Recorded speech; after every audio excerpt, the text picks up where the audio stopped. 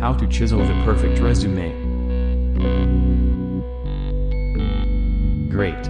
Now that we are all on board the philosophy of perpetrating a noble, selfless fraud, we need to think about how to convey your best story within that framework. Let's start with your resume. First of all, let's be clear about this point. You should tailor your resume for specific roles. It's a little bit of additional work, but your chances of success will greatly improve if you don't send the exact same fucking resume to everyone. So that said, find a role that you want. Aim high. Be selective. Think outside the box. Promise more than you can deliver. Ready? Let's do it. A resume can be distilled into 3 main sections: your name, your job experience, and your education. You could also add other sections like skills, volunteer work, and some horseshit about how you do judo and dirt bike crap. But for now, let's stick to the basics. At the top of the page, write your name, address, phone number, email address, and your Dungeons & Dragons character alignment. In the experience section, ensure that for each position you list, you have at least 2 bullet points that highlight either a skill or a result that you obtained in that role, and which specifically relate to the position you are applying for. Do not just list shit you did.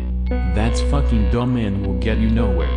You are trying to convey that your past is transferable to the future, and saying you spent your days rolling around in piles of shit-covered hypodermic needles doesn't do that. Instead, talk about how you did biological waste management. Also avoid the trap of going into stupid levels of detail about things that no one outside of that workplace would understand or give a shit about. No one cares that you used a proprietary software called Seamanware and know how to tweak its settings to optimize the sour jism meter. No one knows what the fuck that shit is, so just stick to talking about what kind of skills you gained from being a Seamanware expert. If you can, try to quantify every bullet point, in the form of dollars, percentages, or number values.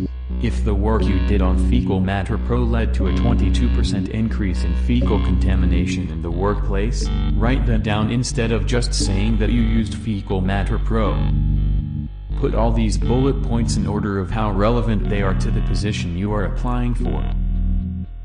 Another consideration you should invest some time into is proper use of industry jargon. Jargon is industry-specific terminology that will help communicate to the reader that you get it, that you have worked in the industry before, and that you speak the language necessary to succeed in the role. Inadequate use of proper terminology in your resume, despite apparently having the right skill set, still conveys that you don't actually know as much about the industry as you profess. For example, if you claim to have been selling cars at an auto dealership, instead of hawking rides at a showroom, you will be giving yourself away as an imposter, and your resume will go where it belongs, in the trash can. Or, if you work in the garbage industry, the waste paper processing bin, you pretentious fuck. In addition, since many resumes are now sorted by computers scanning for industry buzzwords, we recommend littering your resume with these words even if they aren't relevant.